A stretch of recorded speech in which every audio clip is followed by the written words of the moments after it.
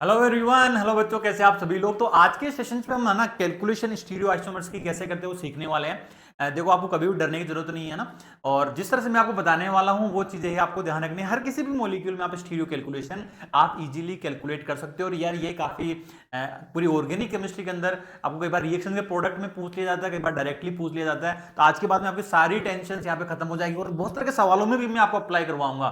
Not only कि भाई कैसे करते हैं, उसके बाद में कुछ प्रैक्टिस अपन और करेंगे एक्स्ट्रा, उससे आपको काफी कॉन्फिडेंस हाई हो जाएगा और सारे डाउट जो स्टीरियो के हैं आज के बाद खत्म हो जाएंगे। ओके, देखो स्टीरियो आइसोमर को पहले समझना ध्यान से ना कि भाई एग्जाम में आपको क्या बोला गया है, कैलकुलेट द टोटल स्टीरियो। तो स्टीरियो आइसोमर्स का मतलब होता है कि उसमें हमने ज्योमेट्री किया है और उसमें ऑप्टिकल भी इंक्लूड किया है ना। कई बार वो इसे पूछता है calculate the total structural isomer, वो अलग चीज है। ओके, या कई बार ऐसे पूछता है कि कैलकुलेट ओनली ज्योमेट्रिकल, तो या कैलकुलेट ओनली ऑप्टिकल। तो ध्यान से आपको लाइन को समझना है और करना ना। तो स्टीरियो में हम दोनों कैलकुलेट करते हैं, ज्योमेट्रिकल प्लस ऑप्टिकल।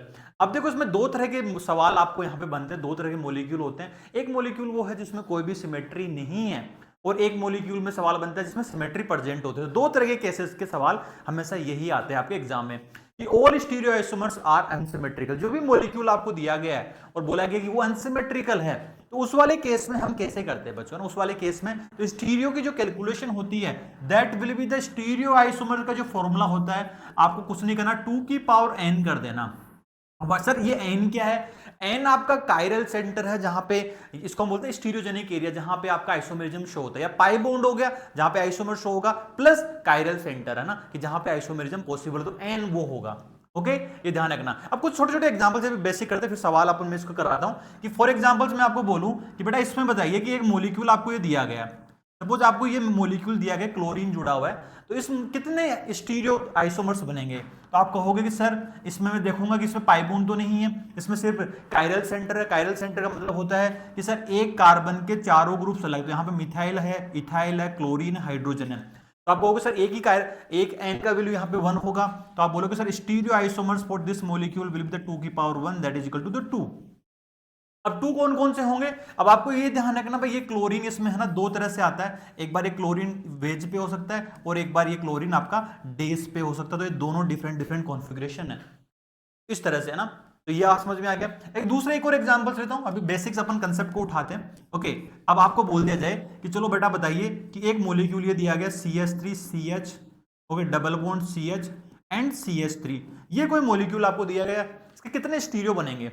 अब आप कहोगे ना, तो ये देखो इस पाई बॉन्ड के अराउंड है ना, कहोगे सर एक स्टीरियोजेनिक एरिया है, तो stereo isomer for this molecule will be the, है ना, कि 2 की पावर 1, क्योंकि इसके अराउंड आपका स्टीरियो आइसोमर शो हो सकता है। तो भाई क्या करोगे, एक मॉलिक्यूल ये सर कार्बन कार्बन के अराउंड क्या करते हैं, हम एक बार मिथाइल मिथाइल को ट्रांस बना देते हैं ना। ओके, और एक बार क्या करते हैं, यहाँ पे हाइड्रोजन हाइड्रोजन सिस और ट्रांस बना देते हैं। तो ये मिथाइल ग्रुप हो गया, now this is the methyl. तो आप कहोगे कि सर ये तो सिस एंड ट्रांस हो गया, है ना, now this is the trans और now this is the cis. Okay, तो अभी मैं इंडिविजुअली आपको बता रहा हूं ना। अगर आप देखो, आपको मॉलिक्यूल में क्या हुआ होता है, कायरल सेंटर भी होता है, फिर पाई बॉन्ड भी होता है। कायरल सेंटर भी होता है और पाई बॉन्ड भी होता है। अब आपको पूछ लिया जाए, चलो बेटा बताइए इस वाले मॉलिक्यूल के कितने स्टीरियो आइसोमर बनेंगे, है ना। अब आपको ये तो मैं इंडिविजुअली आपको समझा रहा हूं, आपको बोल दिया जाए चलो बताओ CH3 CH double bond, okay, CH, okay, now this is the CH2, और ये हो गया अपना CH3 और Cl। अब आपसे पूछ लिया जाए यहाँ पे ना कि चलो बताओ कि इसके कितने स्टीरियो आइसोमर बनेंगे, तो अब आपको ध्यान से देखना है इसके ना। तो देखोगे सर ये पाई बॉन्ड शो कर सकता है, ओके, आइसोमर शो कर सकता है, यस, ये कायरल सेंटर है, ये शो कर सकता है। आप कहोगे sir stereo isomer for this one will be the 2 की power 2 that equal to the 4। कैसे? अरे भाई जब ये सिस होगा तो ये डेस बेस पे हो सकता है, ये ट्रांस होगा तो ये डेस बेस पे हो सकता है, तो 4 बन जाएंगे ना। इस तरह से आपको ध्यान रखना है मॉलिक्यूल में। और ये ध्यान रखना है कि सिर्फ और सिर्फ अगर सपोज मैं आपसे पूछता इसी सेम मॉलिक्यूल में यहाँ पे पाई बॉन्ड को हटा के मैं इस पोजीशन पे पाई बॉन्ड लगा देता, फिर कितने स्टीरियो आते? बताओ बताओ बताओ, कितने स्टीरियो आते? इस पाई बॉन्ड को हटा के मैं यहाँ पे लगा देता, कितने स्टीरियो आते? आंसर होता 2। क्यों? क्योंकि फिर जब आप पाई बॉन्ड को इस पोजीशन पे लगा देते ना, तो वो GI शो नहीं करता, क्योंकि एक कार्बन पे दो दो ग्रुप सेम जुड़े हुए हैं। ये सब चीजों का ध्यान रखना है। अब देखो कुछ सवाल करते हैं, अब ये तो बेसिक हुआ, सेकंड केस में डिस्कस करूंगा, तो आपको कोई भी रटना जरूरत नहीं है, बेसिक समझना कि number of optical isomer in the following. आपसे पूछा गया ऑप्टिकल आइसोमर कितने बनेंगे। है ना। तो ऑप्टिकल की मैं बात करूंगा क्योंकि इन्होंने पाई बॉन्ड नहीं दिया, मॉलिक्यूल में कोई भी सिमेट्री नहीं है, मॉलिक्यूल आपको दिया गया है। स्टीरियो में ज्योमेट्रिकल प्लस ऑप्टिकल काउंट होता है, दोनों, है ना। ओके, अब इस मॉलिक्यूल की मैं बात करूंगा तो आप ध्यान से देखो कि सर एक सेंटर तो ये है ना कायरल है, ये सेंटर भी कायरल हुआ क्योंकि इसके चारों ग्रुप्स क्या है, डिफरेंट है। और भी बताओ, ये वाला सेंटर भी कायरल है बच्चे, ध्यान से, इधर एक ग्रुप है, इधर अलग है, इधर हाइड्रोजन जुड़ा हुआ है। एक ये सेंटर भी आपका कायरल रहेगा क्योंकि इधर डिफरेंट ग्रुप है, इधर डिफरेंट ग्रुप है। ओके, और इधर डिफरेंट ग्रुप है, और ये सेंटर भी आपका क्या रहने वाला है, कायरल रहने वाला। तो इसमें चार कितने सेंटर होगा, stereo isomer will be there, that is 2 की पावर 5। तो ये कितना आ गया, 32 विल बी द आंसर। वो सारे के सारे ऑप्टिकली एक्टिव है। ऑप्टिकली एक्टिव का मतलब होता है उसमें कोई भी पीओस सीओस नहीं आएगा, डायरेक्टली कर सकते हो। अब जैसे ये सवाल है, number of stereo isomer possible for the compound of the given molecule, तो इसके कितने स्टीरियो पॉसिबल है। तो अगर आप ध्यान से देखो कि मॉलिक्यूल को ड्रॉ करोगे, CH3, CH double bond CH, okay, और ये है अपना CHOH है। Now this is the methyl. अब मैं आपसे पूछूं, चलो बताओ कितना, तो यहां पे कायरल सेंटर है और ये पाई बॉन्ड आपका GI शो कर सकता है क्योंकि एक कार्बन पे दोनों ग्रुप अलग अलग होने चाहिए। तो स्टीरियो कितना आ गया, दैट्स 2 की पावर 2, तो दैट इज इक्वल टू 4, तो 4 इसका आंसर रहने वाला है। इस तरह से करते हैं ना। अब देखो अगला और केस है एक, है ना। अब हम क्या करेंगे, सारे केसेस को मिक्स करेंगे। तो सेकंड केस को समझाने के लिए, if one of the isomer is symmetrical, अगर कोई आइसोमर आपका सिमेट्रिकल है, कायरल सेंटर प्रेजेंट है, तो उसमें हम कैसे निकालते हैं। अब देखिए, अब ये मॉलिक्यूल है, इसमें क्लोरीन है, ये कायरल सेंटर है, ये कायरल सेंटर है, बट इस मॉलिक्यूल में क्या है, यहां पे पीओस या सीओस आ रहा है। ओके, सिमेट्रिकल का मतलब है आइदर पीओएस और COS, centre of symmetry present हो। इस मॉलिक्यूल में भी देखेंगे सर, ये कायरल सेंटर है, ये भी कायरल सेंटर है, बट इस मॉलिक्यूल में आपका क्या है, प्लेन ऑफ सिमेट्री आ रहा है। ओके, अब ऐसे क्या हो सकता है, ऐसे एक मॉलिक्यूल वो भी है कि जहां पे पाई बॉन्ड भी हो और कायरल सेंटर भी हो, बट उसमें पीओ सीओस आ रहा है, वो केस भी इसी में हम इंक्लूड करेंगे, भाई मॉलिक्यूल में सिमेट्री प्रेजेंट हो। ये ध्यान रखना वर्ड, है ना। कई बार ऐसे लिखा देते हैं कि एन टर्मिनल आर सिमिलर, ये सब चीजें दिमाग में मत रखना। देखना भाई मॉलिक्यूल में सीओस, मॉलिक्यूल के अंदर सिमेट्री है, तो उस वाले मॉलिक्यूल को हम कैसे डील करते हैं, तो उसका स्टीरियो आइसोमर जो आता है ना, तो देखो ज्यादातर जो सवाल आपके मोस्ट ऑफ द टाइम जो आते हैं वो दो कायरल सेंटर के ही आते हैं। तो उस केस में आपको ध्यान रखना 3 बनेंगे, 2 की पावर 2 नहीं बनेंगे, 2 की पावर 2 4 नहीं बनेंगे, क्योंकि उसमें दो केस सिमिलर हो जाते हैं। दो कायरल सेंटर में plane of symmetry, chiral centre 3 याद रखना आपको, है ना। अदरवाइज एक फॉर्मूला और मैं बता देता हूं आपको, फॉर्मूला जो होता है दैट इज 2 की पावर n-1 प्लस 2 की पावर p-1 होता है फॉर्मूला, है ना। ओके, और इसकी वैल्यू की अगर मैं बात करूं, 2 की पावर, कहां गया अपना मॉलिक्यूल, ये रहा, और n का वैल्यू अगर n इवन है, n क्या हो गया, जहां वो कायरल सेंटर या पाई बॉन्ड जहां पे आइसोमर पॉसिबल है ना, स्टीरियोजेनिक एरिया, तो p n का देखो, n इवन होता तो p का वैल्यू क्या होगा, n/2 होगा। ओके, अगर n ओड होता है तो आपका p का वैल्यू क्या होगा, n+1/2 होगा, क्योंकि 2 से डिविजिबल होना चाहिए। और उसमें ध्यान रखना, ये 2 की पावर n, तो ये तो क्या होते हैं, ऑप्टिकली एक्टिव होते हैं, और ये 2 की पावर p-1 क्या होते हैं, मीजो होते हैं। कई बार मीजो पूछ ले, कई बार, है ना। तो ये फॉर्मूला ध्यान रखना, 2 की पावर n-1 प्लस 2 की पावर p-1। ओके, अगर n इवन है तो p को 2 से डिविजिबल होगा तो n/2 हो जाएगा, और ओड है तो n+1/2। ध्यान रखना भाई, p 2 से डिविजिबल आपका होना चाहिए। तो ये वाला फॉर्मूला आपको ध्यान रखना, सारे सवालों में अप्लाई करना है। अब अपन कुछ सवाल करते हैं, सारे मिक्स तरह के सवाल करते हैं ना, कि number of stereo isomer possible for one two dimethyl cyclopropane. अब आप ध्यान से देखोगे सर, ये जो मॉलिक्यूल है 1,2-डाइमिथाइल, है ना, 1,2-डाइमिथाइल साइक्लोप्रोपेन, ये स्ट्रक्चर हुआ, इसके कितने स्टीरियो आइसोमर पॉसिबल आपको, है ना। तो आप देखो सर, ये कायरल सेंटर है, ये कायरल सेंटर है, बट इसमें क्या हुआ बच्चे, इसमें क्या हुआ, आपका प्लेन ऑफ सिमेट्री आ रहा है। तो मैंने क्या बताया था, अगर दो मॉलिक्यूल है ना, दो कायरल सेंटर है और पीओ सीओ, तो आंसर 3 आएगा ना। अदरवाइज आप फॉर्मूला भी ध्यान रख लेना, इसमें दो क्या आएंगे, दो मॉलिक्यूल आएंगे आपको, ऑप्टिकली एक्टिव, एक मीजो आएगा। फॉर्मूला कौन सा लगाओगे, that is sir, formula will be the 2 की पावर n-1 प्लस 2 की पावर p-1। ओके, तो कायरल सेंटर क्या है, 2 की पावर 2-1। ओके, n का वैल्यू 2 है, तो उस टाइम पे p का वैल्यू क्या हो जाएगा, n/2 हो जाएगा, है ना। तो ये वाले वैल्यू कितना होगा, 2 की power 0, that is 1 plus 2। Answer will be the 3 for this one. तो दो ऑप्टिकली एक्टिव आएंगे, एक आपका आएगा मीजो आएगा, एक आपका क्या आएगा, मीजो आएगा बच्चे, इस वाले केस में। क्यों, अब देखो इसको अगर समझोगे ना ध्यान से, मॉलिक्यूल को आप ध्यान से समझोगे, यहाँ पे देखो दो ग्रुप आपने ये लगाए, ये मिथाइल मिथाइल आपने इस तरह से लगाए, एक बार आपने क्या किया, ये डेस पे लगा लिए दोनों methyl group. Okay, third molecule आपने बताया कि सर एक ऐसे लगाया अपन, एक यहाँ पे एक बार डेस पे लगा लिया, और ओके इसमें से एक क्या किया सर, एक मॉलिक्यूल क्या किया अपन ने, इधर से ये डेस पे किया है और ये वेज पे किया है। आप अगर ध्यान से देखोगे तो यार ये दोनों मॉलिक्यूल क्या है, सेम आ रहे हैं। ओके, क्योंकि इनमें दोनों में क्या है, प्लेन ऑफ सिमेट्री आ रहा है। इस तरह से अगर आप देखोगे ना ओरली, तो सर ये देखो, ये वाले केस में पीओएस आ रहा है, इस वाले केस में भी पीओएस आ रहा है, बट इनमें नहीं आ रहा ना, क्योंकि ट्रांस पे है दोनों, इसीलिए दोनों तो सेम है। और ये दोनों 10 दीज आर ऑप्टिकली, ये ऑप्टिकली एक्टिव है और ये मीजो है, एक है ना, ठीक है। Opposite R S bus POS सीओस molecule are identical, तो इस तरह से आपके क्या आएंगे, 2 + 1 3 है ना, तो ये ध्यान रखना। अब इसमें बताइए, इस मॉलिक्यूल में बताइए, अब देखो कितने टोटल स्टीरियो कैलकुलेट करने हैं, टोटल स्टीरियो सोच के बताइए क्विकली, है ना, टोटल स्टीरियो कितने आएंगे अगर इस तरह के डिफरेंट डिफरेंट मॉलिक्यूल है। हाँ जी, अब देखो इसमें टोटल स्टीरियो कितने आएंगे। अब इस मॉलिक्यूल को अगर आप ध्यान से देखोगे ना कि सर ये वाला कायरल सेंटर, इस कार्बन के चारों ग्रुप अलग अलग है, ये भी चारों ग्रुप अलग अलग है। अब इसमें देखो, और ये पाई बॉन्ड है, ये भी आपका जीआई शोक, बट मॉलिक्यूल में ओवरऑल देखोगे ना, इस मॉलिक्यूल सिमेट्रिक है। यहां से आप देखोगे तो ये वाला पार्ट और ये वाला पार्ट क्या है, सिमेट्रिक है। तो इसमें कितने आएगा, तो stereo isomer will be the 2n-1 plus 2p-1। n का वैल्यू कितना, 1 2 3, तो value of n will be the 3। तो p का वैल्यू कितना हो जाएगा, n+1, क्योंकि ये इवन है, सॉरी ओड है, तो p का वैल्यू हो जाएगा n+1/2, दैट इज द, तो ये हो जाएगा 2। हाँ जी, तो ये हो गया 2 की पावर 3-1 प्लस 2 की पावर 2-1 है, p का वैल्यू आपका ये हो जाएगा, दैट विल बी द 2 की पावर 1 प्लस 2 की पावर 2, तो दैट इज 4 + 2, ये हो जाएगा आपका 6 हो जाएगा यहाँ पे। तो 6 is the answer for this one, है ना, तो स्टीरियो 6 आएगा। इस तरह से आपको ध्यान रखना है। अब देखो जल्दी से क्विकली, है ना, आप वीडियो को पॉज कर सकते हैं और इसका आंसर मुझे बताइए, फिर उसके बाद में अपन और भी सवाल करते हैं। चलो इसको मैं करता हूं, बाकी के और सवाल आप करोगे। हाँ जी, देखिए इसमें देखिए कितने स्टीरियो आएंगे, ये सेंटर कायरल है, ये सेंटर भी कायरल है, और ये जीआई शो कर सकता है, बट इधर क्लोरीन है, इधर ब्रोमीन है, दोनों अलग अलग ग्रुप है, तो इसमें कोई भी पीओस सीओस नहीं आएगा। क्लोरीन क्लोरीन होते, ब्रोमीन ब्रोमीन होते, तो फिर पीओस सीओस आ जाता। तो ये एसिमेट्रिक मॉलिक्यूल है, तो स्टीरियो विल बी द 2 की power 3, that will be the 8 will be the answer for this one. इस मॉलिक्यूल को देखिए, अब यहाँ पे फ्लोरीन क्लोरीन अलग अलग है, मॉलिक्यूल में कोई भी पीओस सीओस नहीं है, स्टीरियो विल बी द 2 की power 2, that is 4। Chlorine chlorine होते तो फिर 3 आता आंसर।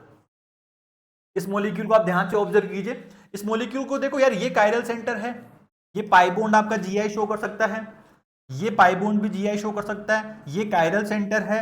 अब ध्यान से देखिए, कई बार बच्चे इधर फंस जाते हैं, इस पाई बॉन्ड को भी काउंट कर लेते हैं वो, अरे वो पाई बॉन्ड वही काउंट करेंगे जहां पे जीआई पॉसिबल है, यहां पे जीआई पॉसिबल नहीं है, क्योंकि इस कार्बन के दोनों ग्रुप क्या है, सेम है। तो आंसर कितना रहेगा, मॉलिक्यूल में कोई भी सिमेट्री नहीं है किसी भी तरह की, तो आंसर विल बी 1 2 3 4। तो एन का वैल्यू तो स्टीरियो क्या रहेगा, 2 की पावर दैट इज 4, तो कितना हो गया, 16 हो गया answer, stereo will be the 16।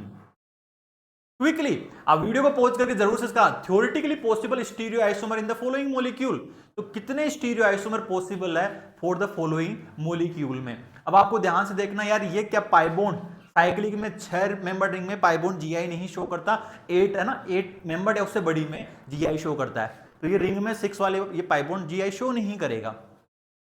अब आपको इसमें कायरल सेंटर काउंट करने हैं। अब देखो यार, इधर से चालू करें क्या, ये सेंटर आपका कायरल है, ये चारों ग्रुप है ना, इधर से ग्रुप है, चारों ग्रुप अलग है, एक ये सेंटर भी आपका कायरल रहेगा, ये सेंटर भी आपका कायरल है ना, एक कार्बन के चारों ग्रुप डिफरेंट, बस आपको कायरल सेंटर काउंट करने हैं। ओके, तो ये जितने भी सेंटर्स में यहाँ पे लोकेट कर रहा हूँ वो सब कायरल होंगे, ये भी कायरल है, ये भी कायरल है। ओके, इसमें आप देखोगे इस ग्रुप में ही, तो ये सेंटर भी कायरल है। अब ये देखो दोनों हाइड्रोजन है, तो ये सेंटर भी आपका कायरल रहने वाला है। तो इतने सारे सेंटर्स इसमें कायरल है, ये इसको काउंट मत कर लेना, 6 मेंबर रिंग में डबल बॉन्ड जीआई शो नहीं करता। तो आंसर कितना रहेगा, 1 2 3 4 5 6 7 8। तो stereo isomer will be the 2 की पावर 8, मॉलिक्यूल में कोई भी सिमेट्री नहीं है, तो 2 की पावर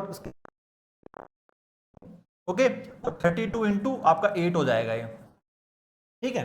तो कितना हो गए, 16, ओके, और 256, तो 256 will be the answer for this one. इस तरह के डिफरेंट डिफरेंट कॉन्फ़िगरेशन पॉसिबल है। हाँ जी, ये बताइए total number of stereo isomer possible for the given structure.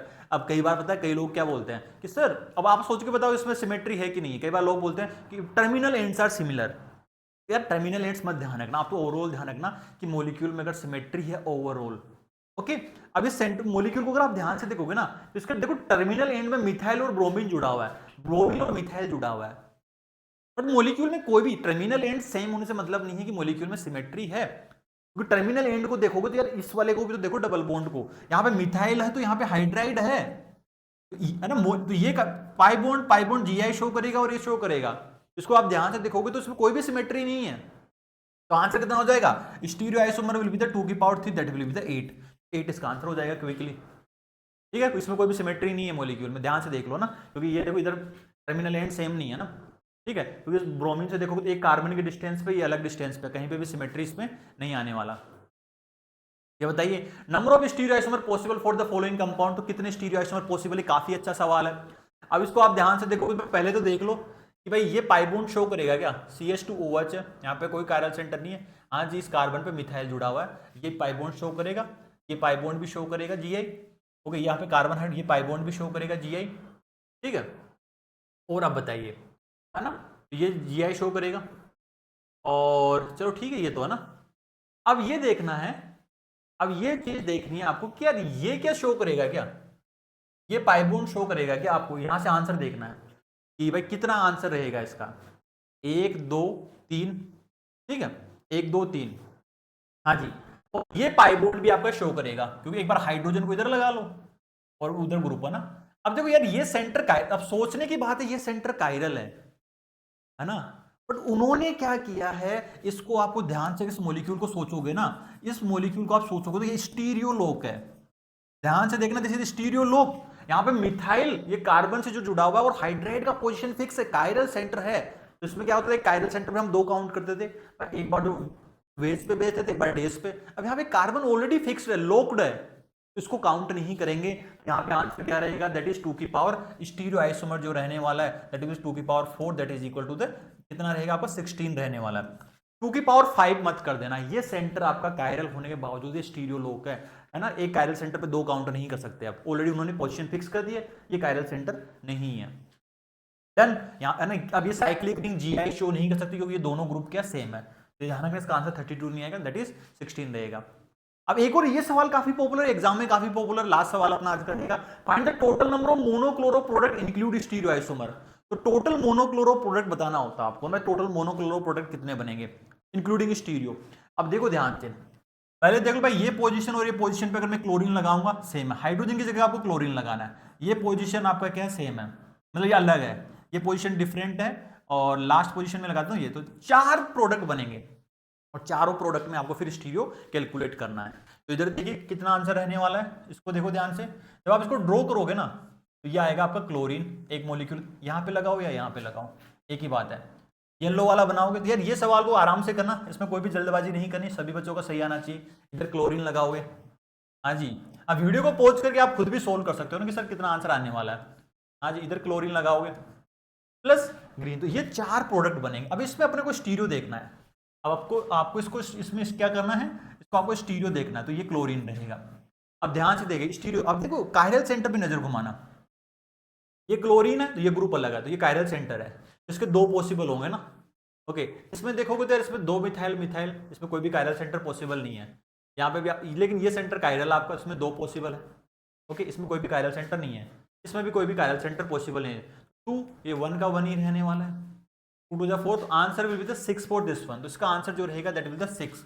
तो इस तरह से आपको डिफरेंट डिफरेंट मॉलिक्यूल को देखना है उसमें कायरल सेंटर है कि नहीं है। तो ये अलग तरीके का सवाल हो गया, एप्लीकेशन स्टीरियो की आपकी हो गई है। ठीक है, तो ये सेंटर बस इसमें देखो, इस मॉलिक्यूल की मैं बात करता हूँ, क्या इसका आंसर आप कमेंट सेक्शन में बता सकते हो क्या, इसमें कितने स्टीरियो आएंगे। तो यस, तो सिमिलरली यही फंडा लगाना है, और कमेंट सेक्शन में इसका आंसर आपको जरूर बताना है। PDF में मैं आंसर इसका इंक्लूड कर दूंगा, बट आपको कमेंट सेक्शन में इसका आंसर जरूर बताना है कि यस। तो इसी तरह से आप ना सारे सवाल स्टीरियो के, है ना, तो टेंशन लेने की जरूरत नहीं, इसी तरह से कभी शॉर्टकट लगाओ और एक फॉर्मूला ध्यान रखना, बाकी जनरल तरीके से जैसे मैंने ड्रॉ किया वैसे आपको ड्रॉ करना है। और आप JMPP, है ना, अगर J1 एप्लीकेशन डाउनलोड नहीं किया, देखो यार आप कितना भी थ्योरी पढ़ लो, कितने भी सवाल प्रैक्टिस कर लो, लेकिन उसको आपको फुल टेस्ट मॉक नहीं दोगे आप, तो है ना, तो वो क्या है कि फिर आपको हमें पता ही नहीं लगेगा कि हम एग्जाम में क्या गलती कर रहे हैं। इसलिए JMPP ऑलरेडी है ना, जिसको हम प्रेडिक्टर पेपर्स बोलते हैं, तो आप उनको जरूर से अटेम्प्ट करिए। लास्ट में जितना भी टाइम बचा हुआ है, मैं कहूँगा मिनिमम 5-6 है ना फुल मॉक दीजिए, उसमें आपको सारी गलती आपको पता लग जाएगी। और ये प्रेडिक्टर पेपर्स हम लोग ये इररिलेवेंट नहीं होते, मोस्ट रिलेवेंट, और इसी तरह के सवाल आपके एग्जाम में देखने को मिलेंगे।